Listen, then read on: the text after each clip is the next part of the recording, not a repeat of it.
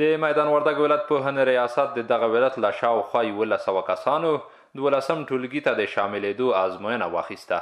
د دغه ولایت د پوهنې ریاست مسؤلین وایي په دې ازموینه کې هغه کسان شامل دي چې په تیرو وختونو کې د جګړو او نورو بېلابېلو لاملونو له امله زده کړې ترې پاتې شوي دي.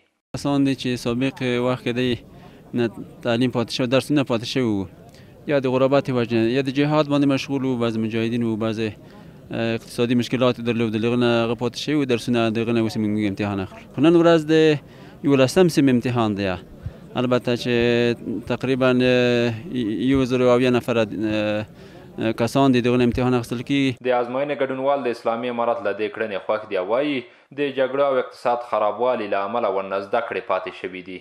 دوی وایي د اسلامي امارت په دې اقدام سره کولی شي خپل زده کړو ته دوام ورکړي. یو د کور مشکلات هم و، مثال یو مړۍ ډوډۍ پیدا که، پټی وکړه، دهقاني وکړه، دغه کارونه سره کول په مکتبونه شی پاتې. موږ ډېر ته خوشحاله د افغانستان اسلامي امارت نه چې ځوانانو ته داسې زمینه یې برابره کړې ده. موږ له زده کړو ډېر پاتې ولو، موږ ډېر تر خوشحاله یو چې موږ ته داسې د امتحان او د درسو زمینه یې راته برابره کړې. موږ ډېر زیات تر خوشحاله یو. د پوهنې ریاست مسؤلین وایي د اسلامي امارت د طرز العمل له مخې په راتلونکي ورځو کې 12 ټولګي ته هم د شاملېدو ازموینه واخیستل شي.